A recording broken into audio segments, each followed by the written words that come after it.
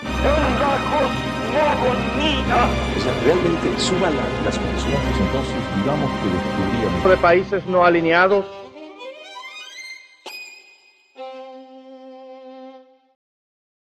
Hola, ¿qué tal? ¿Cómo están? Bienvenidos a El Conversatorio, en su primera edición, su primer programa.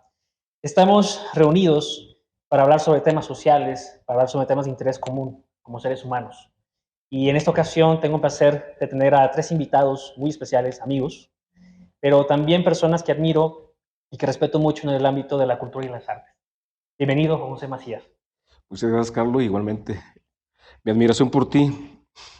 Muy buenas tardes y gracias por la invitación. Juan José, platícanos un poco sobre ti. Bueno, yo me he dedicado a escribir, soy escritor, soy poeta. A pesar de que mi mayor producción ha sido la poesía, pues tengo varias novelas, un libro de cuentos, un libro de ensayos. Ello me ha dado algunos premios, 2 premios nacionales en poesía y un premio nacional en ensayo. He sido traducido al francés, al portugués y al alemán. También soy promotor cultural, docente universitario, coordino un taller de crítica y creación literaria en la universidad, donde se promueven los jóvenes talentos en el ámbito literario. Como promotor, pues te comento que tenemos un proyecto en común, el doctor Arturo y yo, que es una editorial a la que le hemos dado el nombre de Taberna Libraria. Y otro proyecto en común ha sido también el Café de los Escritores, en el cual estamos ahora, y además de una galería donde exponemos obras de arte plástico. Pues sería en lo general lo que te puedo comentar. Bienvenido, y exactamente estamos en el Café de los Escritores, un lugar, como dices, especial donde se fomenta la lectura, el consumo de literatura, ¿no? Y aquí a mi derecha también tengo a un invitado muy especial, Arturo Burciaga. ¿Cómo estás? Bien, gracias, Carlos. Bienvenido. Gracias por la invitación. Platícanos un poquito sobre ti también, tu historia un poco. Pues bueno, yo me he dedicado a la docencia desde el año de 1979 hasta la fecha, diferentes niveles educativos. Es decir, que en todos los niveles, menos en preescolar. Y actualmente estoy laborando en la Universidad Autónoma de Zacatecas. Soy docente investigador de la Unidad Académica de Historia. Estamos trabajando en el doctorado en estudios contemporáneos de reciente creación y vamos también a comenzar un proyecto en conjunto de la misma unidad académica, que es una licenciatura en estudios culturales mexicanos. Yo estudié en la Universidad Complutense de Madrid, ahí obtuve mi grado de doctor en Geografía e Historia en el año 2002 y tengo pues algunas publicaciones, sobre todo de historia, de educación, de arte popular, de cartografía histórica, que he sumado a lo largo de estos años, desde el año de 1996, donde data mi primera publicación, ya formal en ese sentido. También intentamos escribir un poco de literatura a través de la disciplina poética, la poesía. Y pues estoy también colaborando, como ya lo dijo Juan José, en sus proyectos culturales, en este caso también editoriales. Y bueno, desde luego, ahora con un proyecto también muy interesante, muy importante, que ya es de todos nosotros, todos los que estamos aquí, que es el proyecto de Aridia, Centro Cultural en Fresnillo, Zacatecas, el cual ya va a cumplir un año, acaba de cumplir un año el día de ayer, y pues estamos trabajando en lo que se refiere a la cultura en términos así muy genéricos, pero también en algunos casos muy específicos. Bienvenido, Arturo. Muchas gracias. Gracias. Bienvenido. Es un placer Sí. tenerte aquí. Y también quisiera hablar aquí a mi izquierda, por último, pero no menos importante, a mi tocayo, Carlos Torreblanca. Bienvenido, Carlos. ¿Cómo estás? Muy bien, y gracias por la invitación. Estar aquí con ustedes. No, bienvenido. Esta es tu casa, una invitación para amigos y obviamente para hablar sobre temas de suma importancia. Platícanos, Torreblanca, sobre tu historia también un poco. Mira, yo soy arqueólogo de formación por parte de la Escuela Nacional de Antropología e Historia en la Ciudad de México. Cursé una maestría en Humanidades con especialidad en historia aquí en la Universidad Autónoma de Zacatecas y actualmente soy candidato a doctor en estudios mesoamericanos por la UNAM. He trabajado en proyectos de investigación arqueológica en distintos estados de la República Mexicana, sobre todo en el norte y occidente de México. Vamos a decir que me he especializado en arqueología de la frontera norte de Mesoamérica.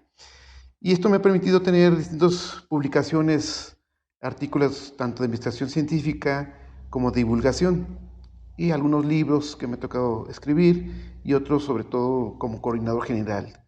Y pues me desempeño actualmente como coordinador de la zona arqueológica de La Quemada y director del Museo de Sitio. Bueno, bienvenidos, estamos aquí en Zacatecas, a día 27 de enero de 2023, en el Café de los Escritores. Entonces, iniciamos con el conversatorio, que es para ustedes, bueno, una plataforma para aprender sobre temas de interés común, de interés social. Iniciamos con esto. Entonces, vamos con la primera pregunta, para entrar en calor y en tema, ¿no? ¿Qué es la cultura? Bueno, la idea de cultura, más bien, la idea de cultura ha ido modificándose a través del tiempo. Es decir, no es lo mismo la idea de cultura que tenían los griegos, que estaba determinada por la filosofía, o la idea de cultura que tenían los romanos, que estaba determinada por el derecho. O en el Renacimiento, la cultura estaba asignada por la literatura y las artes, sobre todo, y llegamos a la Ilustración, donde todo va a estar determinado por los desarrollos tecnológicos y científicos. En ese sentido, pues, esa idea de cultura pues, ha ido siendo totalmente distinta hasta llegar a nuestro tiempo, donde pienso yo que se ha diluido bastante. Como buen ignorante socrático, a mí me gustaría echar mano de un diccionario para ver lo que define en cultura, en materia de cultura, un diccionario, que sabemos perfectamente que siempre va a ser lacónica, pero que nos puede permitir un poco abrir este espacio de conversación. Dice el diccionario de política cultural que en su acepción más amplia, en ese sentido, en lo más amplio, cultura nos remite la idea de una forma que caracteriza al modo de vida de una comunidad en su dimensión global totalizante. Según Raymond Williams, en un sentido más estricto, cultura designa el proceso de cultivo de la mente en función de una terminología moderna y cientificista, o del espíritu conforme a un enfoque más tradicional. En ese sentido, el término apunta hacia tres nociones: un estado mental o espiritual desarrollado como la expresión persona culta. De ahí, por ejemplo, la cultura tiene que ver con lo culto, que vamos a ver ahora que a través de la cultura popular, esa parte de lo culto se ha ido, digamos, diluyendo. El proceso que conduce a ese estado del que son parte de las prácticas culturales genéricamente consideradas. Estamos hablando de un estado de cultura donde las actividades culturales también forman parte, pero que también van a sufrir un trastoque, donde ya no son nada más las experiencias culturales, sino lo que se le ha llamado la civilización del espectáculo. Es decir, que el espectáculo ha sustituido a la actividad cultural en un sentido estricto. Y bueno, y los instrumentos y los medios en ese proceso, como una de las artes, otros el vehículo de la expresión, como el lenguaje, etcétera, etcétera. Ahí, desde mi punto de vista, podemos hablar, y seguramente es importante por las tres vertientes que podemos manejar aquí, sobre las culturas originarias, que tendrían que ver con la trascendencia, con la religión, con los usos y costumbres. Con la cultura de alto nivel o la alta cultura, que tendría que ver con las artes, con el conocimiento, con la música, el teatro, la ópera, etc. Y en una manera más general, sobre cultura popular. La cultura popular que ha trascendido, desde mi punto de vista, hacia lo global, hacia la globalización. Pero esa cultura popular veremos si realmente ha sido importante o qué efectos ha tenido en nuestro desarrollo humano, en nuestro conocimiento y en nuestro comportamiento. Ok, entonces diríamos que la cultura, o sea, un factor súper importante es el tiempo y también subdividirla, pues. No solamente hablamos de cultura y hablamos de términos globales, sino hay ciertas categorías que deberían de ser importantes manejar al momento de hablar de la cultura. ¿Qué opinas, Torreblanca, sobre la cuestión de la cultura en este aspecto? Tú como arqueólogo, a través del tiempo, ¿Cómo podríamos hablar de cultura? Fíjate, bien, muy interesante ver este aspecto. Recuerdo ahorita el hallazgo de las pinturas rupestres de Altamira, ¿sí? Cuando aparecieron estos diseños de bisontes, animales, con un trazo muy fino, se dudó de la capacidad del hombre prehistórico de haber desarrollado este tipo de expresiones artísticas, porque en la cultura, decían, estos grupos no han desarrollado elementos para poder tener esta técnica o apreciación del arte. Después hubo un gran debate si era concebible este tipo de expresiones, y la sorpresa fue que efectivamente, ¿sí? Ven que estos grupos prehistóricos neandertales lograron expresar emociones y dejar pinturas en estas cuevas, ¿no? Porque empezaron a aparecer otras cuevas con diseños, ¿no? Y el crítico que no decía que podía existir la cultura en estos grupos, publica un artículo donde dice culpa mía y acepta este desarrollo, ¿no? Esto nos llega a pensar lo que ahorita comentaba el maestro Macías en cuanto a cómo percibimos la cultura en una definición, en definiciones contemporáneas que podemos establecer, o hacia el pasado, cómo la vivían los grupos originarios, ¿sí? En la cultura, sus expresiones artísticas envueltas en la parte de la religiosidad, ¿sí? Hoy podemos como separar varios aspectos culturales y ellos los tenían integrados. Quizá hasta más adelante, eh, no sé, en la ilustración podríamos hablar que ya se empieza a clasificar o a definir cultura y a clasificar estos sectores, ¿no? Que vamos a entender y volteamos a ver hacia el pasado cómo los concebían ellos y cómo los concebimos ahora nosotros. Ahora, muy interesante, muy interesante. Entonces, al parecer, lo que vemos nosotros reflejados en estas pinturas podría hablar de, pues sí, lo que vivían en ese entonces esas personas, ¿no? O sea, obviamente ver el reflejo de las artes, como decía, nos puede hablar mucho sobre una sociedad, tanto de manera contemporánea como en el pasado. Arturo, en ese caso, tú como historiador, ¿qué es relevante mencionar y adjudicar a este tipo de proceso del tiempo también en la cuestión cultural? Bien, yo creo que sí es interesante e importante hacer un recuento, en este caso desde la historia, con estos aspectos del desarrollo cultural de la humanidad, a partir incluso de la historia clásica, como lo mencionó Juan José, desde las civilizaciones griega y romana. También pasando por el tema, más bien abordando el tema de los pueblos originarios, es interesante también apreciar lo que se ha escrito y lo que se ha desarrollado a partir de una historia de las culturas. En el caso del habla hispana, tenemos algunas traducciones de algunas obras fundamentales, en este caso desde la antropología misma. Ahora recuerdo una obra, digamos, monumental, que también ha sido traducida al español, de un intelectual, Marvin H. Harris, que aborda una historia de la teoría de las culturas, desde la antropología misma, con ese desarrollo de esta historia de la teoría de las culturas desde el siglo XIX, con una serie de personajes que han escrito y que han trabajado esta temática. Ahora recuerdo, por ejemplo, uno de los protagonistas de esta historia de la teoría de las culturas, que es Franz Boas, intelectual, un estudioso de las culturas originarias, sobre todo de las regiones asiáticas y de Oceanía. Entonces, hablando de estas teorías de la cultura, no debemos de perder de vista de que se trata también de una visión cultural desde el occidente. Porque aquí también hay que considerar lo que viene siendo las culturas orientales, que también son muy importantes y que han dejado una impronta muy interesante, en este caso para esta cultura de Occidente. Y digamos más reciente, en el ámbito de la historia, hablando de la historia, pues están otros abordajes que se han hecho.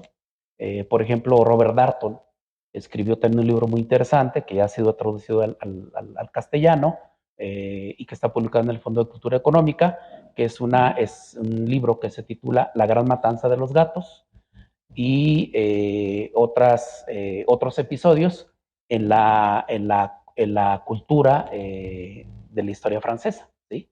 Entonces, él ahí hace un abordaje también ya más puntual de lo que viene siendo este tipo de teorías sobre la historia de la cultura, ¿sí? Okay. Y yo creo que por ahí podemos comenzar a dilucidar algunas líneas que podemos seguir conversando respecto a estas, digamos, a este primer intento de hablar sobre la cultura, que es un término muy, muy amplio, como ya se definió y como lo leyó Juan José, respecto a esta definición, donde al final de cuentas escapa a toda posibilidad en un momento dado porque digamos que todos los autores que se han encargado de tratar de explicar qué es esto de la cultura, pues al final de cuentas llegan a una conclusión en común, que definir cultura es algo muy complejo, es algo muy complicado y que puede haber tantas definiciones como perspectivas y como interpretaciones desde diferentes disciplinas, en este caso humanísticas o de las humanidades, y al final de cuentas llegar a esa conclusión de que todo lo que haga el hombre es cultura. Ok, eso es muy interesante porque podemos ver que a través del tiempo, pues obviamente nosotros estamos muy influenciados por la cultura occidental, 100%, ¿no? En su mayoría. Entonces es importante también ver cómo, tal vez de manera indirecta, también la cultura oriental y otras culturas han llegado también aquí con nosotros de manera secundaria y han afectado también a la cultura. ¿Cómo podríamos hablar y de qué manera podríamos reflexionar? Yo sé que es un tema muy complicado la cultura, pero de qué manera podríamos llegar a dar como una brújula en qué momento tal vez estamos ahora en la cultura, ¿no? Bueno, sí, es muy difícil pensar que la cultura oriental haya afectado a la cultura occidental. Ojalá, porque la cultura oriental es una cultura del desprendimiento y la cultura occidental es una cultura de la compra del producto, del mercado, de lo que se acapara, del exceso. Es decir, Occidente es excesivo en sus compras, excesivo en su tener, y Oriente no. Oriente es totalmente lacónico, totalmente desprovisto, totalmente desnudo de cosas.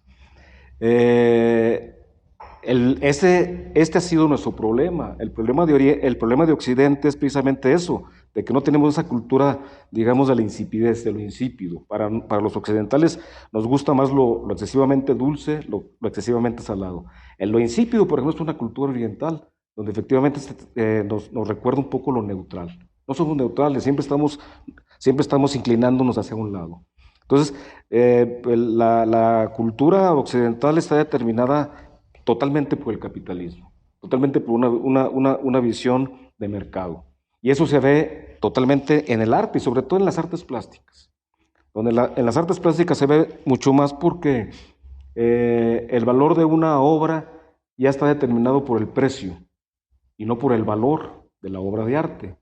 Aquí el mercado es el que determina la calidad de una obra. Si un cuadro se vende caro es porque el cuadro merece la pena.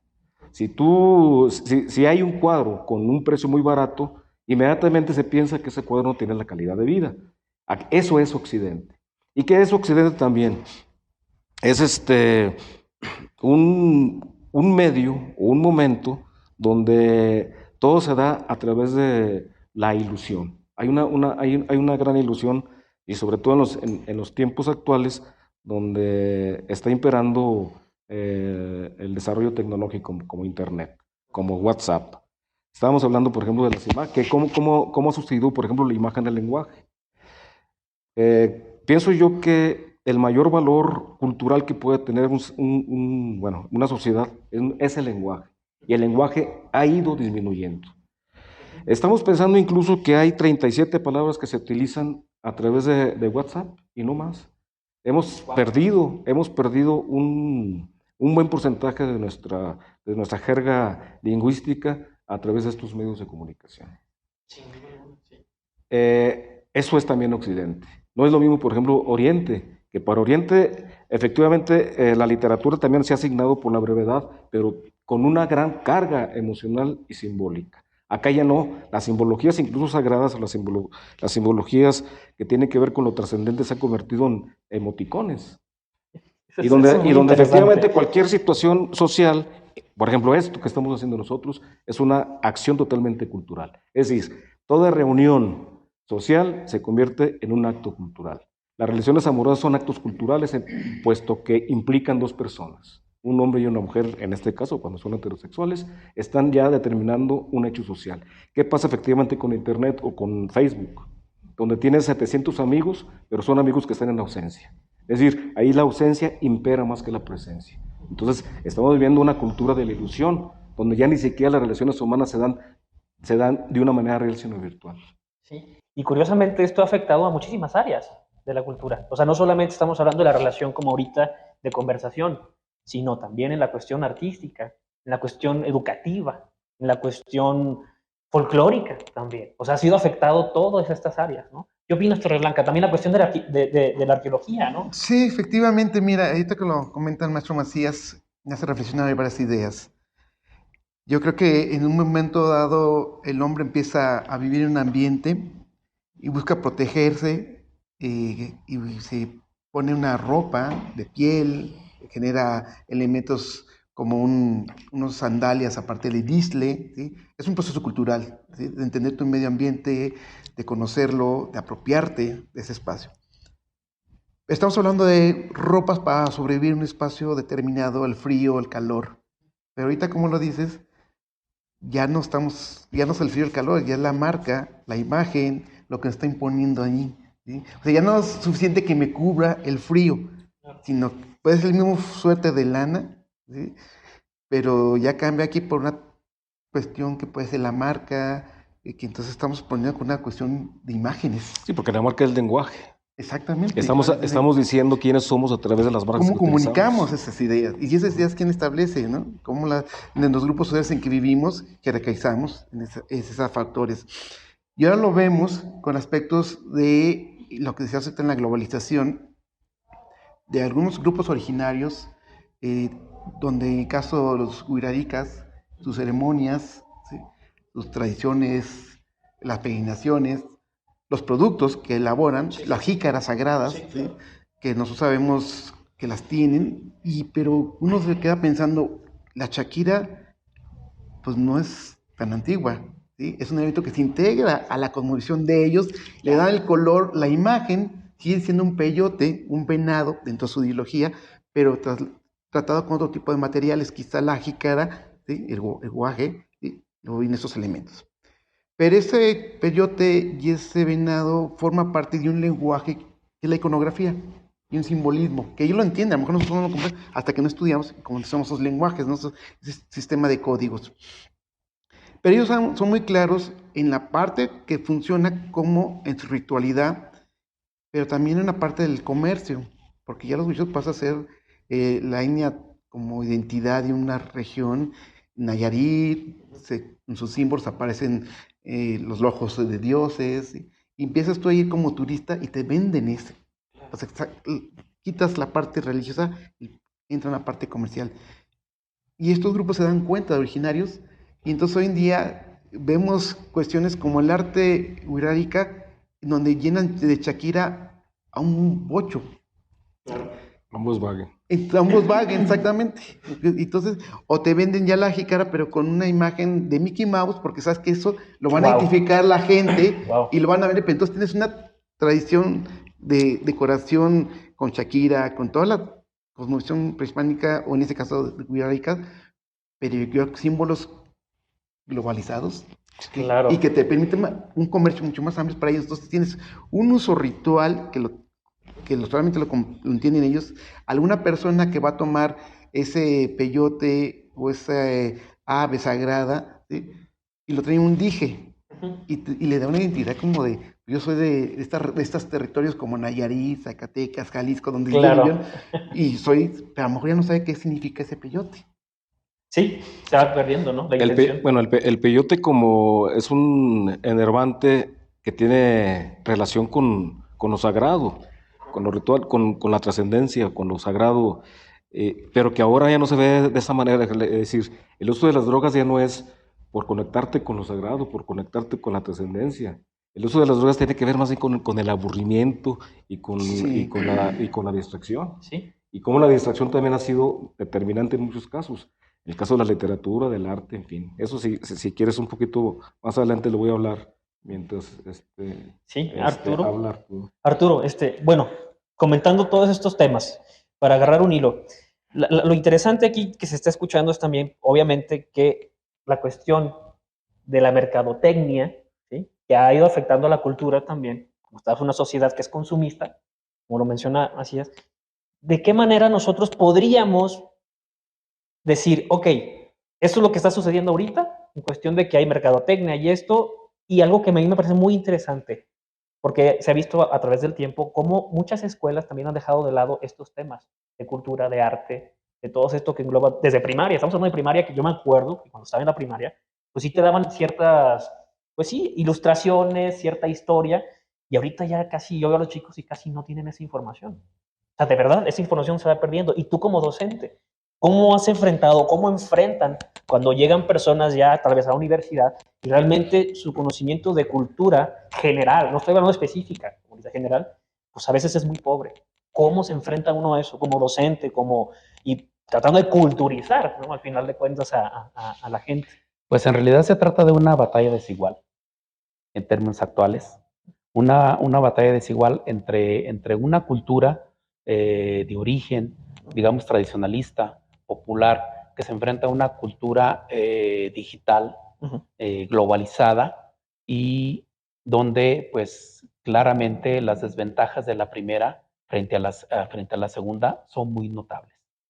Dándole continuidad a esto de la globalización y de estos grupos originarios, ahora recuerdo que lo que estaba comentando Carlos sobre el pueblo originario Wixárika o Wixárika.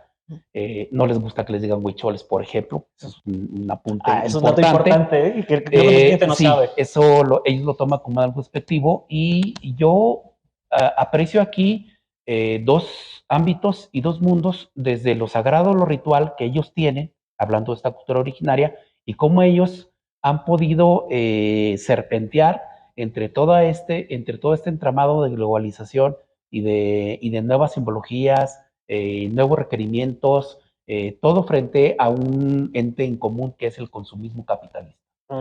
Al final de cuentas ahí, pues vemos cómo ellos salen de este nicho ritual sagrado, que es su propio mundo, al cual no cualquiera puede ingresar, no cualquiera puede aprender, ni tampoco apreciar la calidad, y mucho menos comprender esta ritualidad y estas simbologías sagradas de esta cultura. Entonces, ellos se salen de ahí, se salen un poco de este nicho para poder incursionar, digamos, con cierto éxito en lo que es la cultura occidental y lo que es en este caso el mundo de lo que ellos ven como el mundo de los mestizos o de los blancos, porque también esos referentes ellos los tienen. Entonces, por ejemplo, Rumania no se ha sabido explicar, el mercado rumano no ha sabido explicarse muy bien cómo es que en México es el mayor consumidor en el mundo de algo que producen los rumanos, que es Shakira y Canutillo, que es el elemento fundamental material, en este caso, de esta cultura originaria para hacer sus obras, que en un momento dado también son consideradas como obras de arte, como obras de arte popular, como obras de una cultura popular que está también en contraposición de una cultura, digamos, de élite o intelectual, que Juan José ya había mencionado antes de entrar a este conversatorio. Entonces, retomando la pregunta que me haces, Carlos, pues ¿cómo se enfrenta en este caso la educación, el sistema educativo nacional, a este fenómeno donde hay una desigualdad notable, mencionaba, entre un tipo de educación y otra educación, digamos, extrarradio o fuera de los circuitos formales de la educación misma, que en este caso es una cultura digital también, en la cual ya está totalmente imbricada entre los niños y los jóvenes. Una manera de enfrentarlo, ya para acotar esto, una manera de enfrentarlo es que el docente retome estas herramientas, aprenda de ellas, aprenda hasta donde le sea posible su manejo, porque muchos profesores incluso se retiraron. Hace unos 3, 4 años decidieron retirarse, muchos profesores decidieron retirarse además de los perjuicios que les causó la reforma educativa, entre otras cosas, el uso de estas nuevas herramientas, donde muchos se declararon incompetentes para poder incursionar en este medio y poder empatar, en este caso, con los chicos, con los niños, con los jóvenes, y poder acercárseles desde esta arista, desde este lenguaje de comunicación que es lo digital, para poder, en este caso, incursionar también, digamos, con cierto éxito en impartir una educación, pues ahora sí que desde espacios muy tradicionalistas, desde métodos muy tradicionalistas, que también se han visto rebasados, que están rebasados, y que entonces el docente actualmente tiene que dejar de ser un analfabeta, digamos, digital, funcional, y poder incursionar para poder hablar de alguna forma, intentar hablar el mismo lenguaje de los jóvenes, de los estudiantes, y de esa manera meterse en ese mundo y poder transitar y poder inyectar, si la palabra lo permite, todos los aspectos de la educación que se relacionan precisamente con un plan de estudios, con un programa de estudios, que también, esto es otra discusión aparte, pero que es parte de una cultura, digamos, de una cultura educativa. Si estamos hablando de cultura, podemos transitar por diferentes tipos de cultura. Y como la cultura se puede concebir como un todo, entonces aquí también hablamos de una cultura de la educación. Claro, estoy totalmente de acuerdo. Chicos, vamos rápidamente a una pausa y regresamos. No se lo pierdan. El Café de los Escritores se encuentra ubicado en el centro histórico de la hermosa ciudad de Zacatecas. Un lugar muy agradable que ahora se convierte en el anfitrión de este programa El Conversatorio.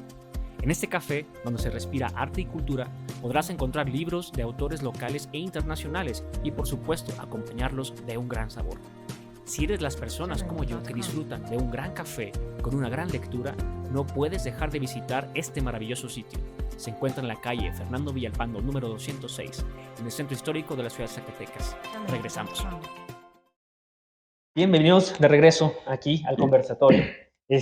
Bueno, vamos a continuar con la plática. Nos quedamos un tema muy importante que tiene que ver con la educación, pero cómo la integración de las cuestiones de las tecnologías y el fenómeno contemporáneo, pues, a cierto punto ha rebasado, ¿no?, la cuestión de la información.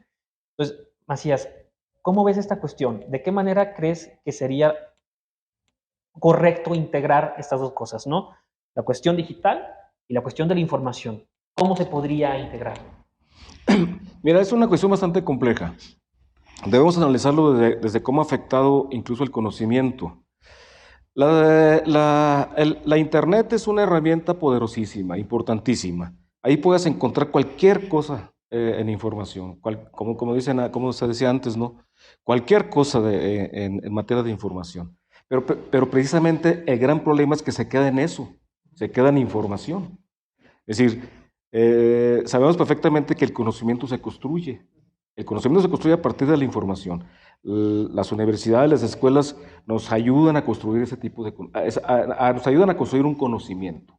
Pero ese conocimiento se construye precisamente con el análisis, con la crítica a lo que leemos, con una asimilación de toda esa información. Ya no podemos hablar incluso de sabiduría. La sabiduría quedó totalmente para las civilizaciones anteriores, para los pueblos de antaño. Ahora podemos hablar de un conocimiento muy débil, muy light, que lo ha sustituido la información, porque la información es lo que fluye. Con tantas cosas que tenemos en Internet, ya no podemos hacer ese tipo de constructos. Sí ha afectado también mucho porque también se ha permitido incluso no pensar por sí mismos.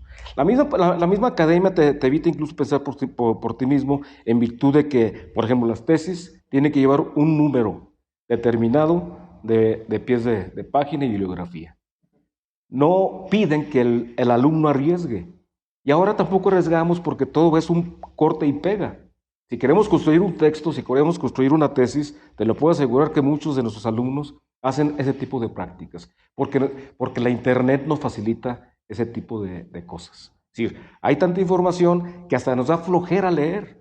Simplemente lo que hacemos es revisar un poco sobre el tema que estamos tratando Y ya no realizamos un acto que se llama de desglose o de glosa. Ya no glosamos. Antes nos pedían, por ejemplo, en la escuela nos pedían que escribiéramos con nuestras propias palabras lo que habíamos leído, que se llama la glosa. La glosa para poder interpretar las interpretaciones que nosotros pudiéramos tener de un texto. Ahora ya no.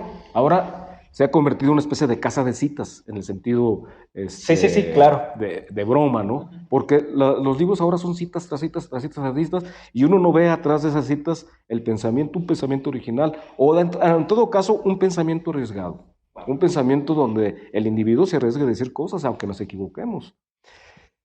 Hay otra cosa que a mí me llama la atención, porque a mí me llegan muchos alumnos de la universidad, ese temor a pensar que para escribir un ensayo se necesita saber sobre el tema, cuando realmente un ensayo es una herramienta de construcción de conocimiento. Es decir, a mí no me interesa escribir, y yo les digo, a ustedes no les interesa escribir sobre lo que saben, sino sobre lo que no saben, porque van a construir un conocimiento a través de un ensayo. Pero para escribir un ensayo no se necesita saber, se necesita investigar.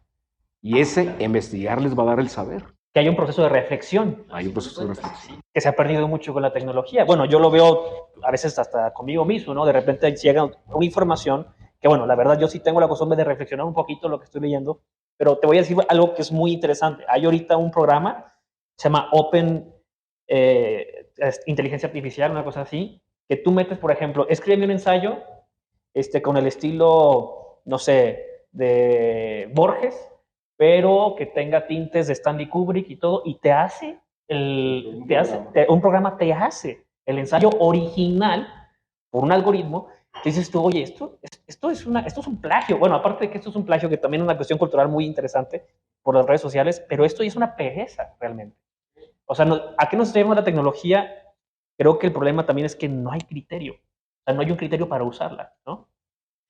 Yo quisiera cerrar esta reflexión sobre el asunto de la Internet y la educación como una especie de crítica, porque, digo, en un tiempo de especializaciones se le pide, por ejemplo, a un abogado, a un historiador, profundizar sobre su tema.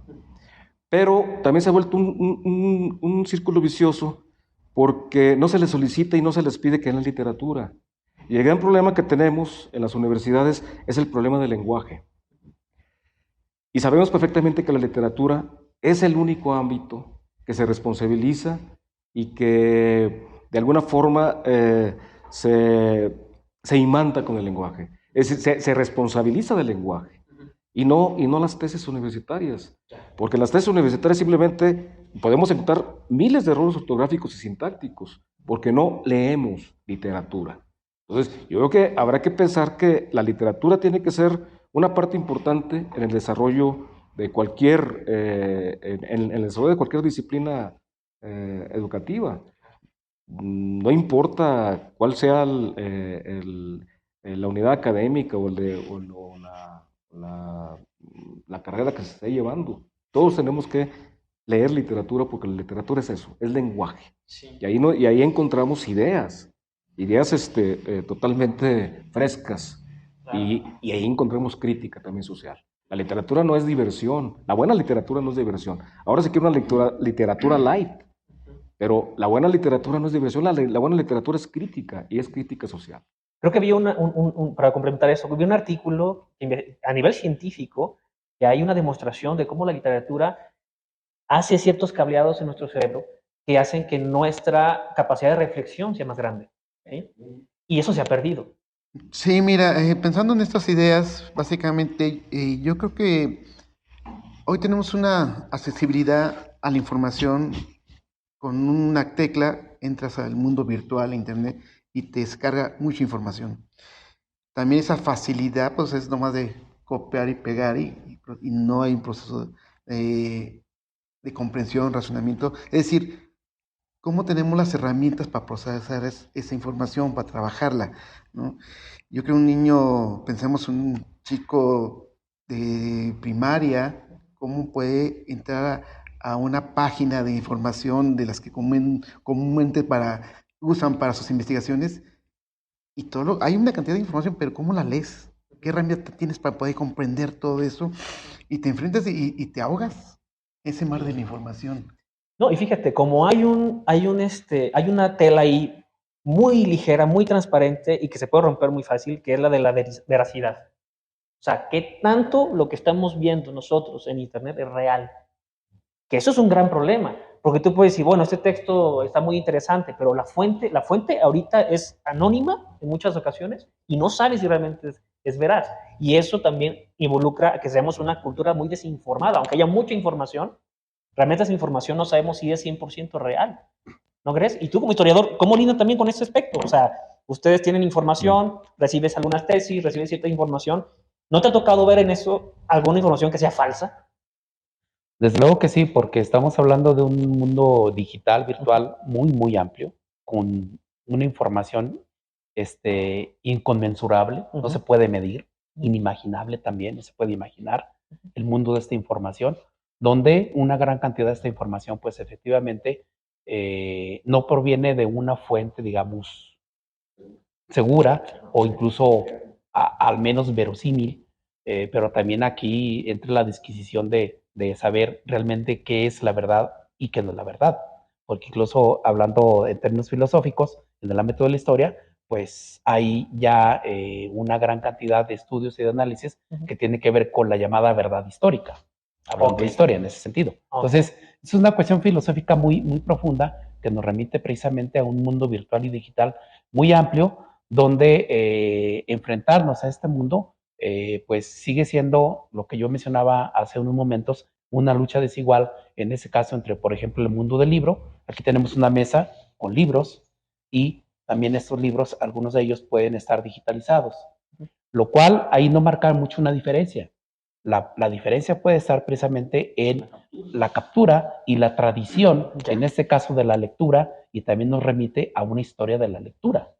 Claro. Desde tiempos inmemoriales, ¿no?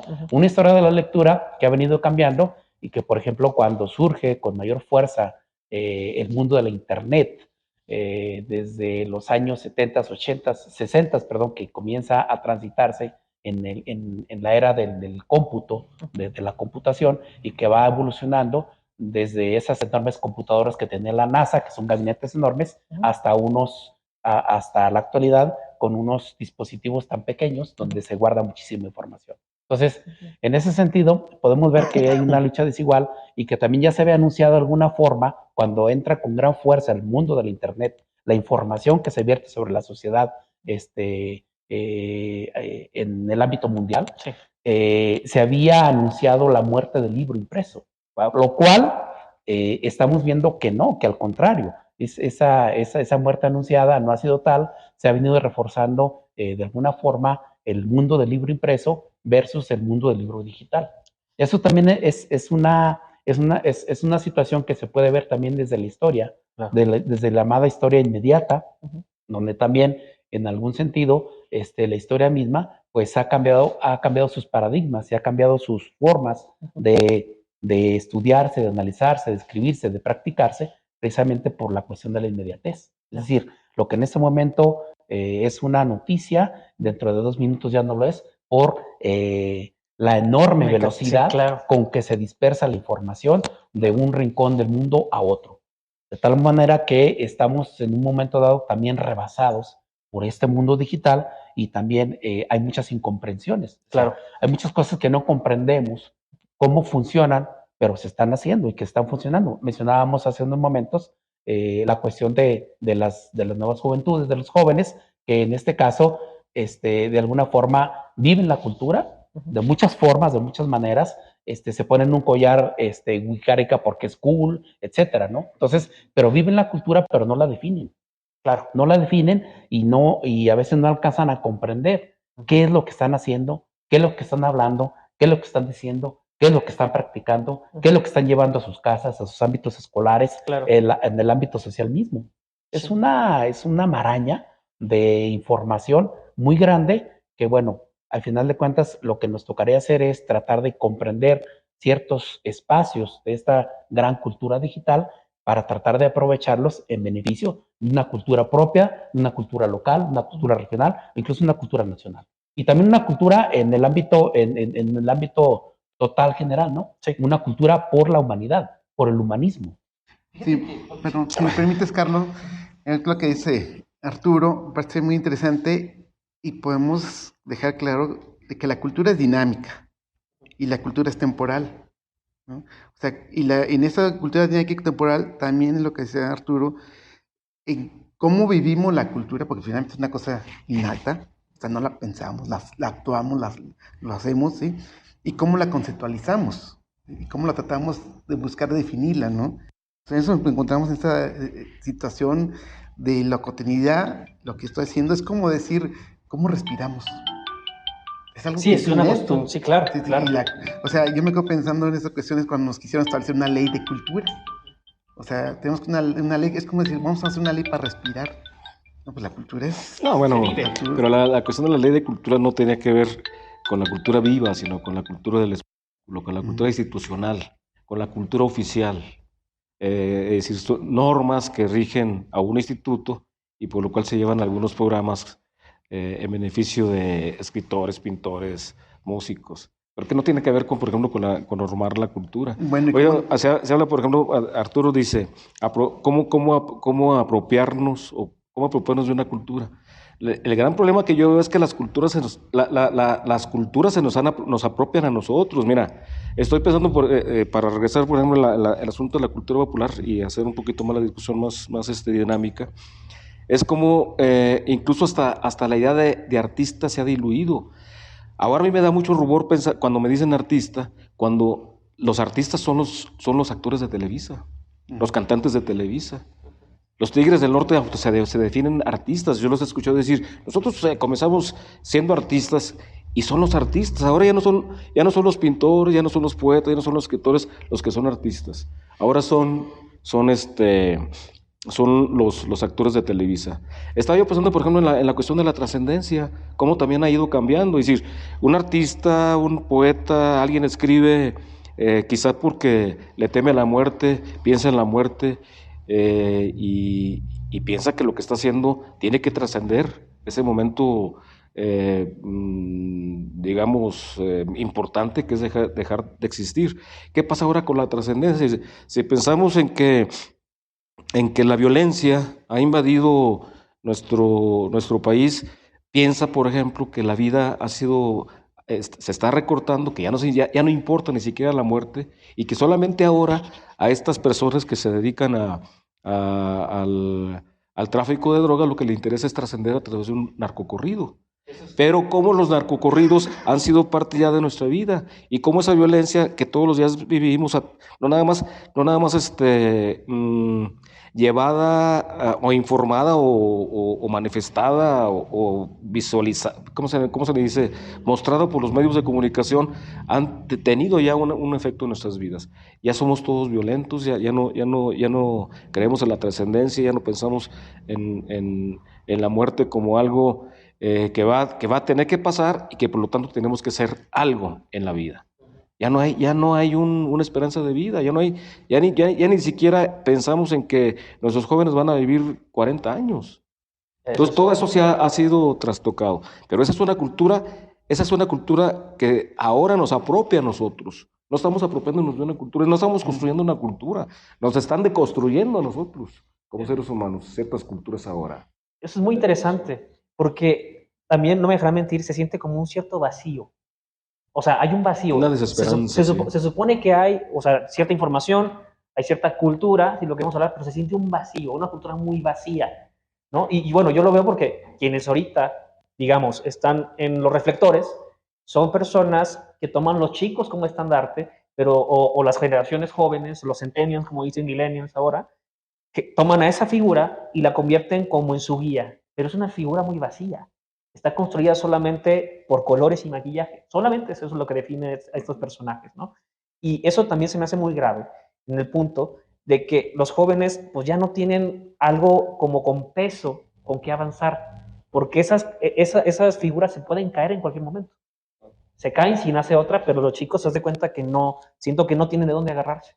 Y es algo bueno, que aquí como en este conversatorio podemos tal vez, pues sí, tener como alguna reflexión de decir, chicos, o sea, hay otras vías, hay otros puntos, hay otras formas, no solamente lo que están consumiendo en televisión, en estas redes, plataformas digitales que ya pasan también televisión, audio y videos y textos, donde no hay un criterio y no hay de alguna manera una reflexión de que pues eso que estás viendo ahí se puede caer en 5 minutos. ¿Qué es lo que ha pasado últimamente? El mundo de los tótems ha cambiado. ok. Es decir, el totemismo. Órale, Es decir, órale. Esas figuras admiradas, resaltadas, han cambiado totalmente y ahora los tótems, como tú lo mencionas, Carlos, pues son otras figuras efímeras, donde además hay que mencionarlo. Atrás de todo este mundo, tanto de quienes siguen a estos personajes y quienes se dicen guías o gurús de multitudes, ya no digamos de miles, sino de millones de personas a través de la internet, a través de la influencia de estos medios y sobre todo de las redes sociales, pues estamos hablando de esas problemáticas que subyacen tanto en los que siguen como a quienes siguen. Es decir, hay también aquí una problemática muy, muy grave, muy importante, que es la cuestión de la salud emocional. Órale. Es decir, esto es otro elemento que se introduce. No estamos tratando de saltar un tema a otro, pero creo que todo está relacionado. Todo Al final de cuentas, hay una cultura también, una cultura de la emoción. Claro. De la emoción y de la emocionalidad, y del sentimiento y del sentir. Claro. Es decir, todos estos influencers, por ejemplo, muchos han relatado sus historias de cómo en un momento dado tienen que sentirse, tienen que sonreír frente a la cámara, entrar en una transmisión en vivo a determinada hora porque sus seguidores la están esperando, ¿sí? Pero entonces ellos tienen que echar mano de un esfuerzo a veces sobrenatural para poder aparentar ante una cámara lo que realmente ellos están sufriendo por dentro. Wow. Y eso también tiene mucho que ver con las personas que le siguen.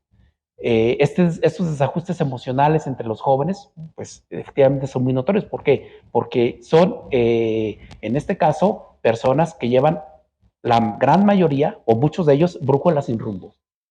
Claro. Por eso de ahí la caída de los tótems. Algo que sería para ti interesantísimo.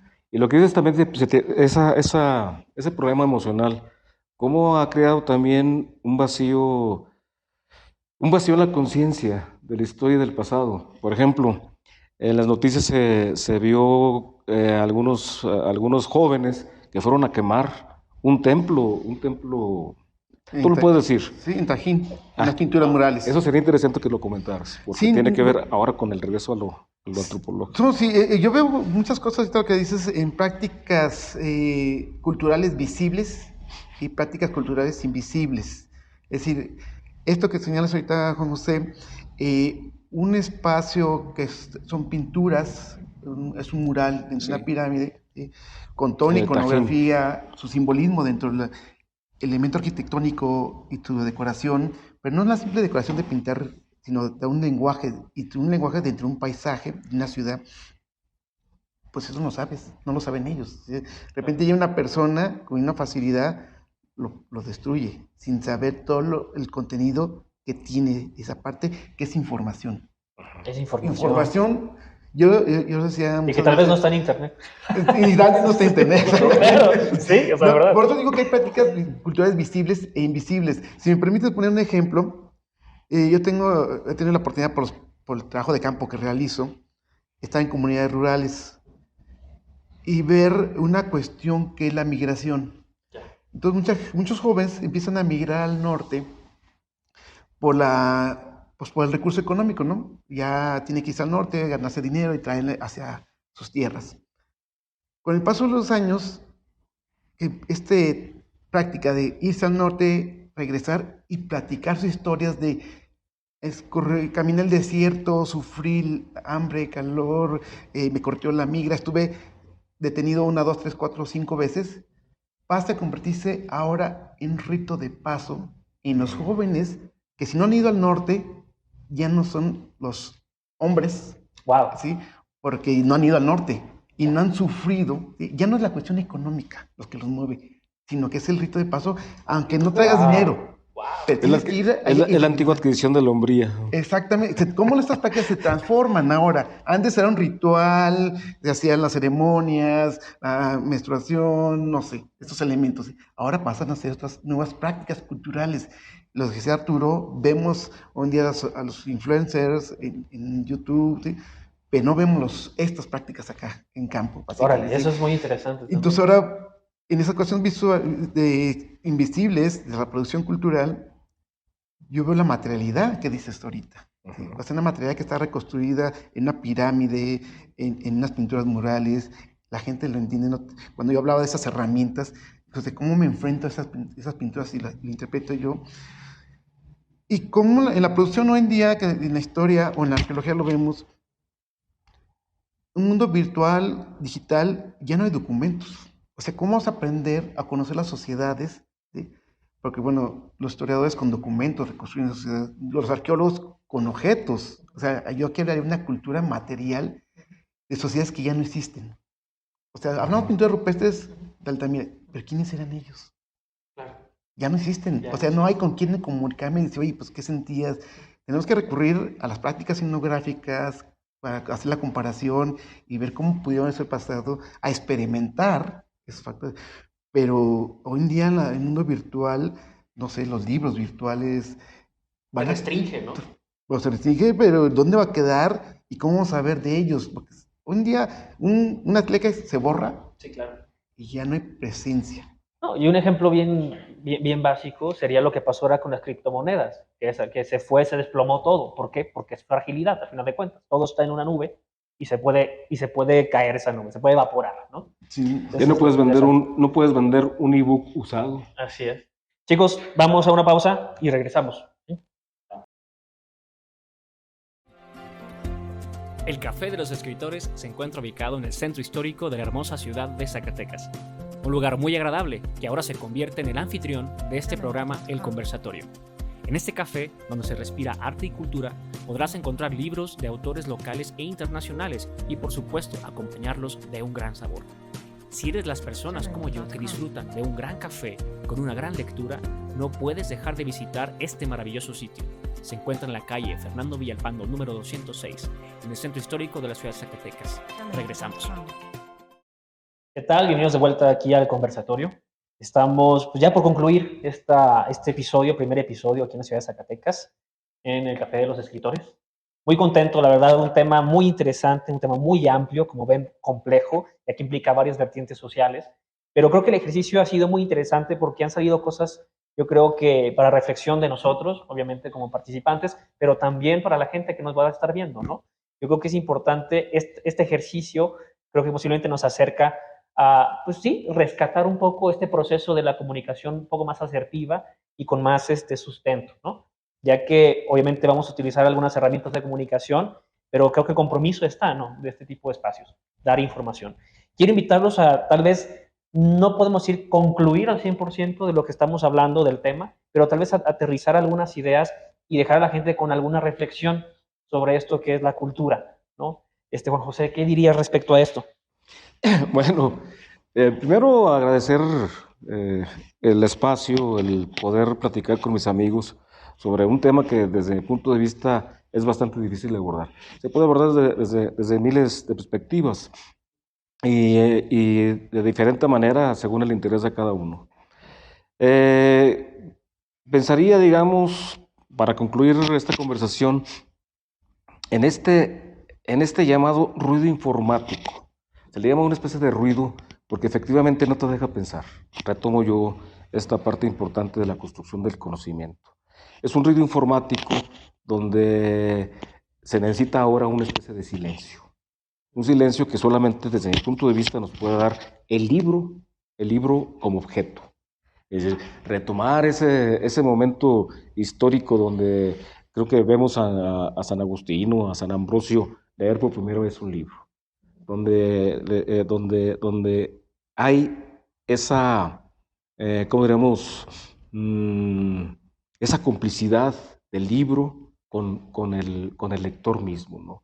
Ese momento sagrado de descubrir que, porque antes, por ejemplo, la práctica era leer en voz alta, porque no existían los libros de manera mayoritaria, ¿no? Se tenían muy pocos libros, entonces ese refugiarse en el libro, en la lectura, y abandonar un poco la pantalla que siempre nos está atrapando, que siempre nos está llevando hacia otros lados, y que incluso es muy distractora, ¿no?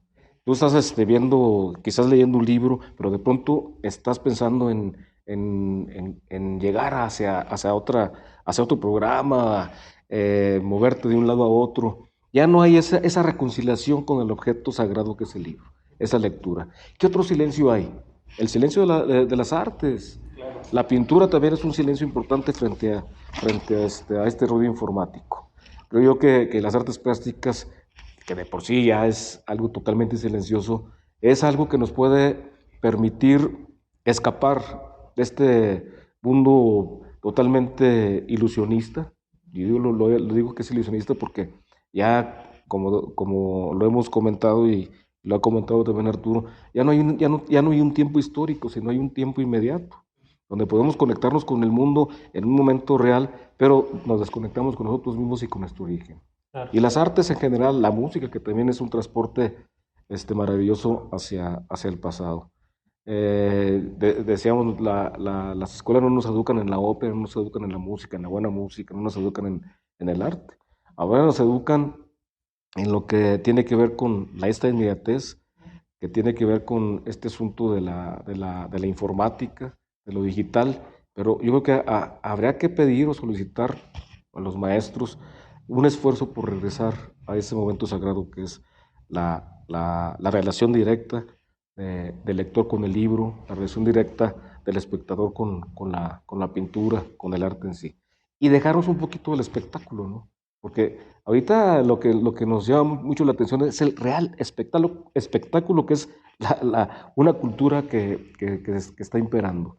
Y podemos meternos ahora a la política si gustan, pero creo que ya nos rebasó el tiempo. La política ahora también se ha convertido en un espectáculo. También Entonces, es una cuestión. la cultura del espectáculo también es un problema que habrá que ir salvando, que yo no sé cómo. Pero bueno, con esa reflexión me quedo y ojalá pudiéramos luego platicar sobre estos acontecimientos culturales que estamos viendo hoy. Me parece excelente, ¿no? Muy bien el consejo, ¿no? De alguna manera salir de esa ilusión. Y mencionando esto, el acto de reflexión, como dices, del objeto, ese acto contigo mismo que puede ser hasta meditativo, ¿no? Poder tener una reflexión meditativa. Yo creo fielmente que las expresiones artísticas son meditativas, ¿no? Al final de cuentas.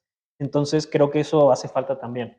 ¿Cómo ves, cómo lo abordarías tú en cuestión este, de tu visión, pues? ¿Cómo lo podrías abordar en Sí, este aspecto? mira, en este aspecto de la cultura, precisamente, cada quien tiene como un frente de la cultura que vivimos.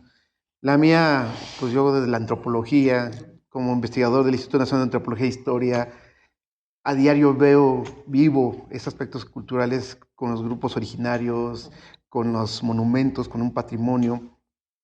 Pero yo siempre he pensado, o sea, ¿cuál es el objetivo de ir a una ciudad prehispánica que son ruinas? ¿Sí? Nomás a contemplar el espacio y decir, ay, qué gran civilización, qué gran cultura, pero a ver, ¿realmente por qué? Y luego te preguntan, ¿a poco fue capaz el hombre? ¿Cómo hizo el hombre para construir eso si no tenía herramientas? ¿Sí las sabía? ¿Sí? Entonces, esta forma de reflexión que dice más allá, precisamente yo creo que nos quedamos en que tenemos una larga historia como humanidad, ¿sí? Que nos permite reflexionar en cúmulo de conocimiento, de visiones, de formas de abordar la cultura, porque decíamos al principio, ¿no? Las culturas orientales o las culturas mesoamericanas o las europeas, las griegas, occidentales, ¿sí? Pues son diferentes formas de respuesta humana a la vida, ¿no? Entonces mi pregunta es, entonces, ¿qué hemos aprendido de todo esto, ¿no? ¿Qué es la reflexión que estamos ahorita haciendo? ¿Qué hemos aprendido? Gracias, Carlos. Arturo. Pues bueno, ya para concluir, pues también nos quedamos con esa idea de lo que ya mencionaba Juan José respecto de un mundo lleno de ruido versus el silencio. Y también yo creo que esto nos remite a un tema que no abordamos, que no le dimos la vuelta, pero no vino a colación, que es la cuestión religiosa. Y porque también esto es cultura. Y hablando de los silencios mismos, meditar un poco o reflexionar acerca de lo que desde la religiosidad oriental se dice a partir de los famosos silencios de Buda, ¿no? Es un ejemplo nada más, ¿no? Que en la categoría de proyectar un silencio hay además un decir del todo, decir muchas cosas, ¿sí? A través del silencio se pueden decir también muchas cosas. Claro. Y dentro de este mundo de ruido, pues efectivamente lo que nos queda desde esta cultura, digamos, occidental en la cual estamos inmersos, pues es precisamente ver hacia adentro de nosotros. A través incluso desde lo más básico, desde lo más simple, que podría ser una reflexión, un pensamiento, hasta una meditación, ¿sí? Y ver realmente hacia adentro de nosotros para tratar de alguna forma contrarrestar estos ruidos de la modernidad, estos ruidos de una sociedad líquida, como la ha mencionado un teórico, un intelectual, Simbaur, y que tiene que ver precisamente con cómo se nos va de las manos esta modernidad, cómo se nos escurre entre los dedos esta modernidad a través de esa velocidad, de esa rapidez de acontecimientos, de cualquier tipo que se nos ocurra, ¿no? Entonces, yo creo que es el momento también, o siempre ha sido el momento de entablar un diálogo con nosotros mismos para poder, al final de cuentas, entablar un diálogo con el mundo exterior y poder, de alguna forma, combatir o contrarrestar y, ¿por qué no?, incluso aprovechar lo que se pueda aprovechar de todo este ruido que nos rodea. Con eso me quedo. Sí, perfecto. Pues bueno, no cabe duda que es un tema que yo creo que nos llevaría más horas para platicar, pero yo me quedo con estas reflexiones de verdad muy enriquecedoras, yo creo para mí, para el público que nos va a estar viendo, porque mínimo nos hace pensar, ¿no? Nos hace pensar un poquito en dónde estamos parados, que es parte, perdón, que es parte de la reflexión. Entonces, pues bueno, agradecerles la asistencia, de verdad que ha sido una plática muy, muy, muy enriquecedora, y la verdad, bueno, yo diría que la cultura también nos queda, bueno, yo me quedé con esa idea, de qué manera hacerla ahora, ¿no? Eso creo que también es un tema muy interesante, qué manera podemos nosotros aportar para hacer. Claro, con este tipo de reflexiones creo que es una manera muy, muy interesante de empezar, pero creo que lo interesante sería ver qué programa de desarrollo, integrando la tecnología, integrando todos estos temas, podemos avanzar, ¿no? Yo creo que eso sería muy padre para otro conversatorio, sería súper padre platicarlo y entre muchos más. Señores, pues muchas gracias, de verdad. Estábamos aquí en Zacatecas, a 27 de enero de 2023, en el Café de los Escritores. Ha sido una tarde maravillosa, con grandes amigos, una gran conversación. Y bueno, nos vemos a la próxima. Muchísimas gracias. Un aplauso también aquí a la gente de producción, Alfredo Castellanos, Adrián Rodríguez, Sandra Maldonado. Muchas gracias. Bueno, hasta la próxima. Saludos, señores.